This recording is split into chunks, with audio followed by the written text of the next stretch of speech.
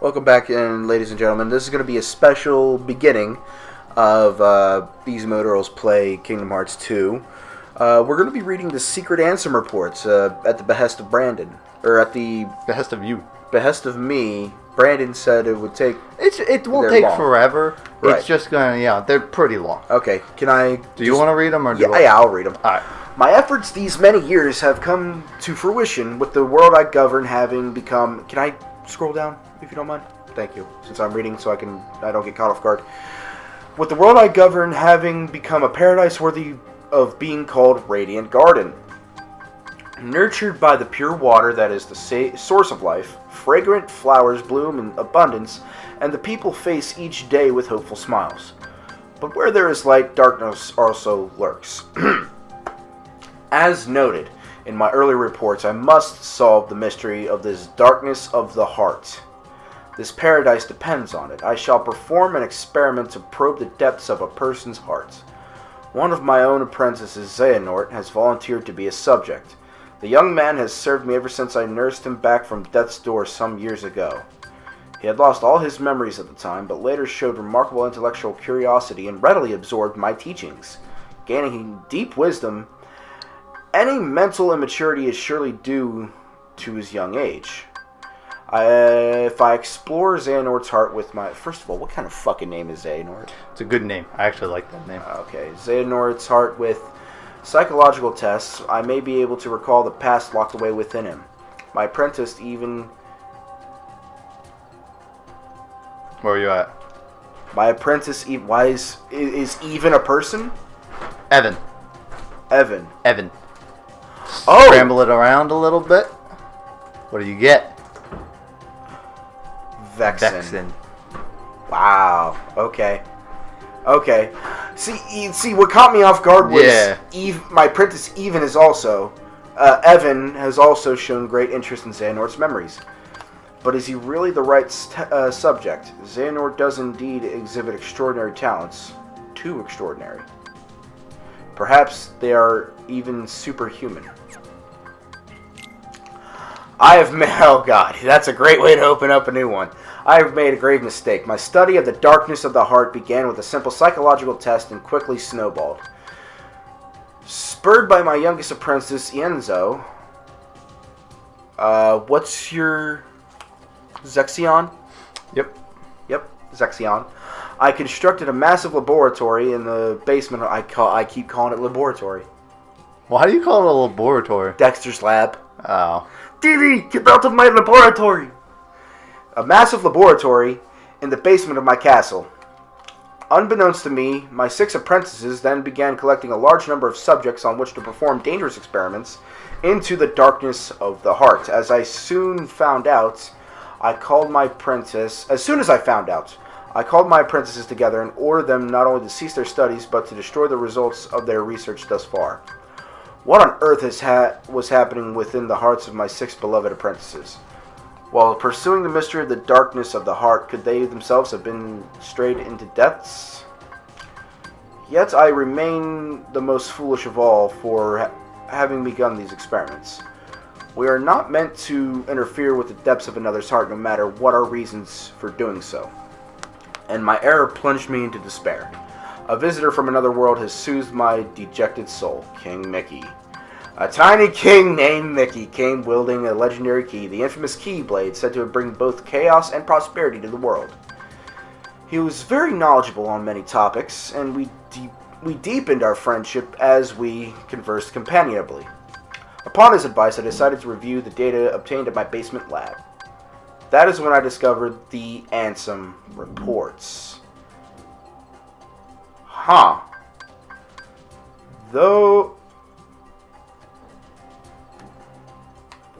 they bore my name, the only one I had written was number 0.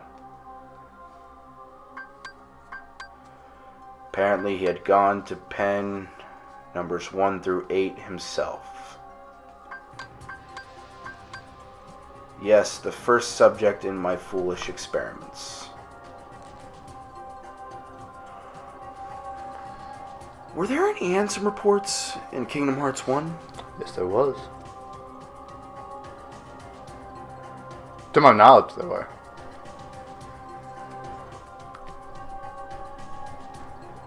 Wow, okay. No, okay, yeah, I could dig that. And they were answer reports, not secret answer reports. Yeah.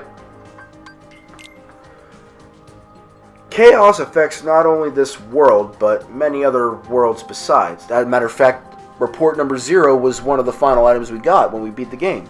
I believe so, yes. Wow, okay. In the answer reports, my apprentice Xehanort had written under my name, I found the records of his hideous experiments along with his hypothesis about the door that had appeared out of the darkness in my basement.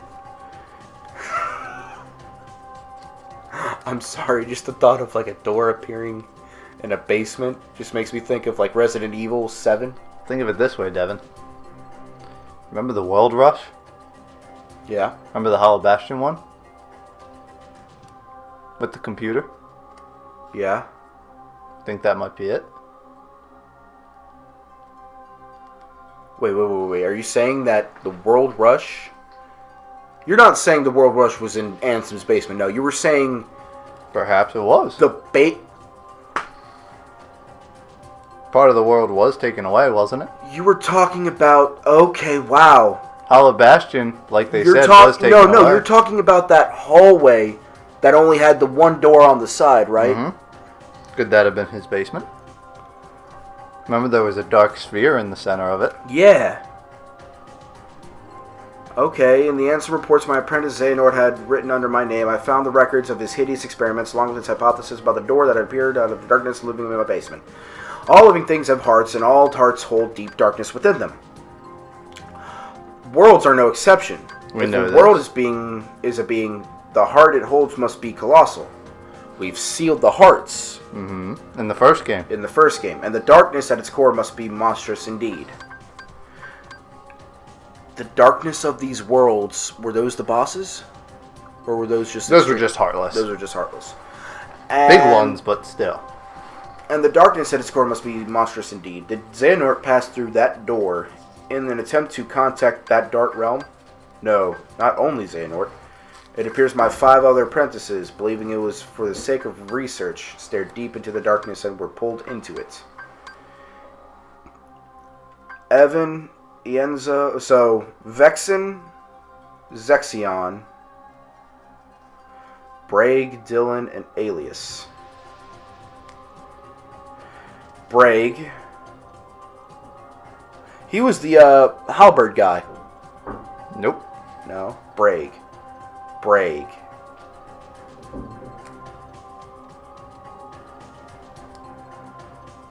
Tell me. The free shooter. Zigbar. Oh, fuck. Zigbar. Okay, okay, that makes sense. Alright, Dylan. Not Larxene, not Demix. Who's the biker twink's name? Luxord. It's not Luxord. Definitely not Axel. When did Brandon rage? Oh, Lancer. What's his name? I can't remember, actually. Zalden. Okay. An Alias, which is... Lexius. They have ceased to be human. I too have had everything taken away from me, banished to a hollow realm of nothingness.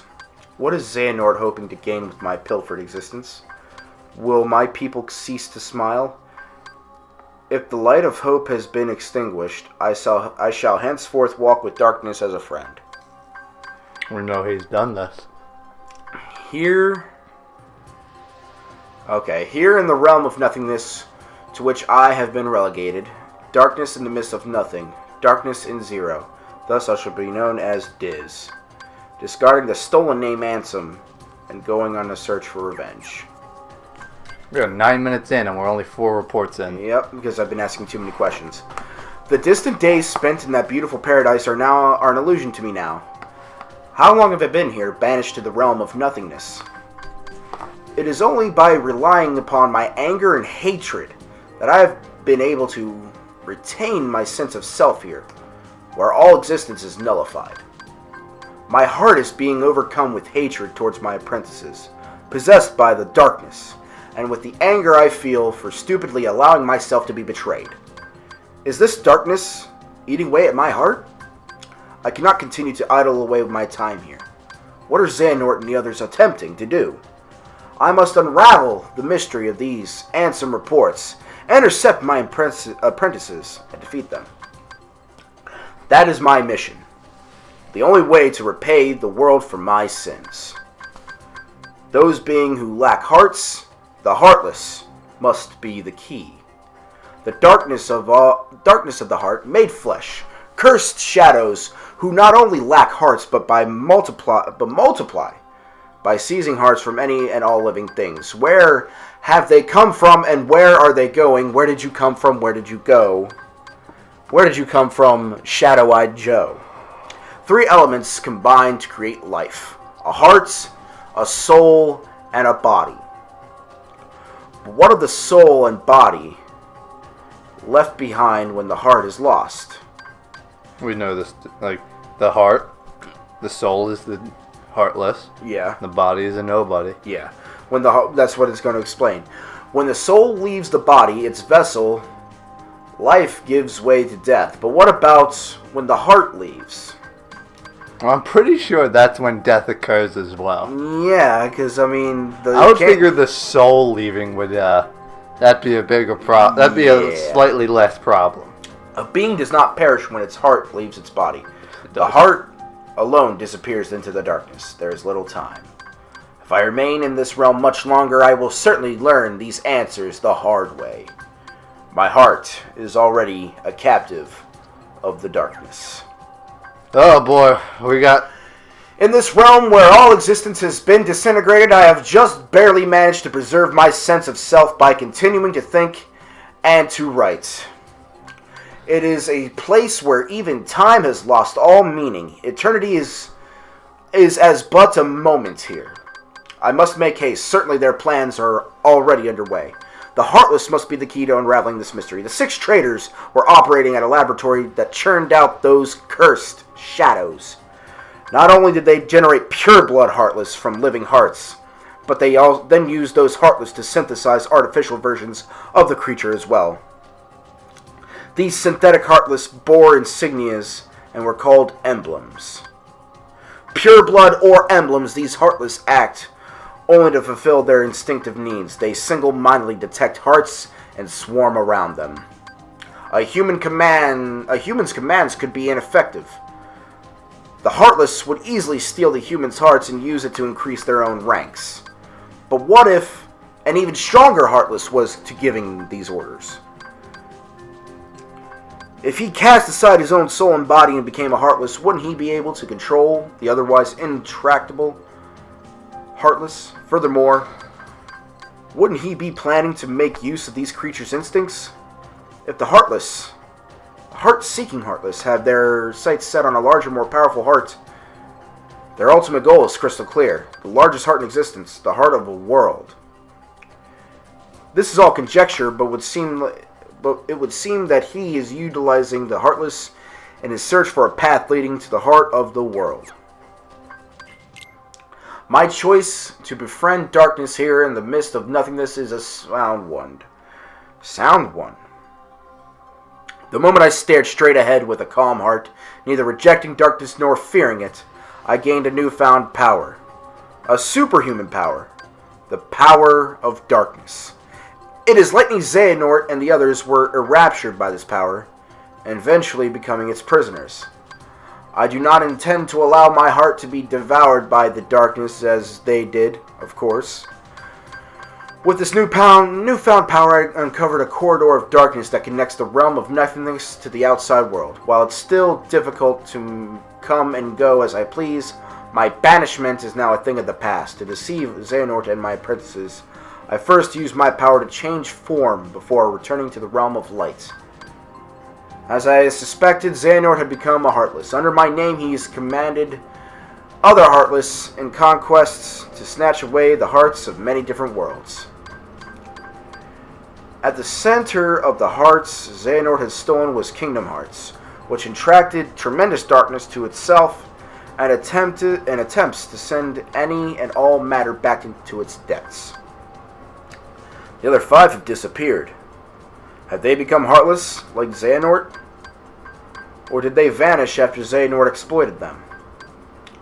I became familiar with an unusual entity while pursuing the truth. It is the soul and body that remain when a being loses its heart. When a heartless is born, these entities have disappeared from the realm of light, to be reborn as entirely new beings in a completely different realm. Exposition, the episode. Exposition, the episode. While beings born of darkness and those lacking hearts may find them convenient, it is dangerous for others to make much use of the corridor of darkness. Darkness erodes the heart. In search of a place to proceed with my research and planning away from prying eyes, I found myself in Twilight Town. It is a quiet village forgotten in the chasm between light and darkness. I situated myself in the basement of an abandoned mansion standing beyond the woods. My underground research resulted in one new discovery after another. When a heartless is born, the body and soul left behind are reborn into this world as a different being.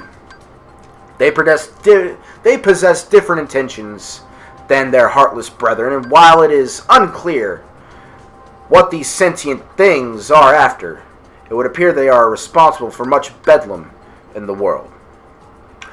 My erstwhile friend the king and his subjects, along with a hero wielding the Keyblade, are battling the heartless even as a new threat approaches. This new threat, they have given themselves a fitting name, I suppose. These non-beings, nobodies. A great number of nobodies have lost human form, as have the heartless. Yet the nobody born of someone with a strong heart retains its shape, but with the faintest of visible changes. It appears my betrayers have retained their human forms as nobodies and are gathering more followers in hopes of furthering a new scheme. Organization 13, formed by 13 nobodies, with my betrayers as its core, has divided into 2. They are said to be carrying out some sort of research. Seeking to uncover their plans of this organization, I have decided to head where 6 of its members have gathered. Towering over its outer limits of the realm between darkness and light, Castle Oblivion. So hold on, let me time out here for a second, if I may. How much more time do we have? We're about halfway through. Okay, so 6. Axel, Larxene, Vexen, Marluxia. Zexion is one of them in Riku's story. Mm-hmm. Who's the other one? Lexius. That's right, you told me that. Pardon me. This will be the episode of reports. Yes, this is. It appears that I have been too distracted by behavior of Xehanort's and his cohorts by the events occurring in their vicinity. My friends' struggle to protect the realm of light from the threat of Heartless is now over. With Xehanort's Heartless, going by the name Ansem, Seeker of Darkness, defeated at last, the other wielder of the Keyblade, this hero, traveled from world to world sealing keyholes and laying Heartless low. Meanwhile, the king, who has dived into the realm of darkness, worked with the Keyblade-wielding hero to close the door to Kingdom Hearts from the realm of both darkness and light, thus holding off the threat of tremendous darkness. But there are still great number of Heartless afoot, and Organization 13 and the Nobodies continue to be active in the shadows. Indeed, the world is still a very dangerous place. We must find a way to do battle with these enemies. I will both make amends and have my revenge. It is for this reason that I've infiltrated Castle Oblivion. It consists of 13 floors above and 12 floors below ground, with the contents of its white rooms. Sound familiar? The rooms. Yeah, the white rooms. Yeah, I know. Okay. Dude, trust me, I've read all these. Transforming in response to its visitors' memories. Organization 13 was conducting experiments on memory here. The subject in these experiments, a girl named Namine, appeared to possess extremely unusual abilities. Were they attempting to derive something from these powers? Refusing to be distracted by Organization 13, I have returned to my own secret research when a new visitor appeared at the castle today. It was Sora, the keyblade wielding here. Yeah, the kilt wearer. Kilt wearer. He was Scottish. Wielding hero who had defeated Ansem and his companions. Companions! Deep underground, the stench of darkness arose. All the players are coming together, it would seem, and I cannot stop. You mean reading the reports? Yes, please. Alright, I should have expected nothing less from a keyblade wielding hero. Nice, you hit the mic with a piece of paper. Sora and his friends defied the machinations of Organization 13 and rescued Namine. No, I'm sorry, I have to do that again. Hold on. Sora and his No. Sora and his friends defied the machina of Organization 13 and rescued Namine, yeah? It's bad machina. Namine was a witch who controlled the memories of others. That's mean. Most likely these powers... I mean, she technically was, but isn't she technically Kairi's nobody? Yes. I mean, it seems that way. Yeah, okay. Most likely these powers were achieved through a special process when she was born. Namine is a nobody, created when a young girl's heart left her body. Yet she has no corresponding Heartless. Wasn't the Heartless destroyed? Maybe not. Okay. This is because the young girl in this case was a princess. Okay. There is no darkness. Yes. Kairi, a resident of Radiant Garden over which I ruled. Yo! So that means...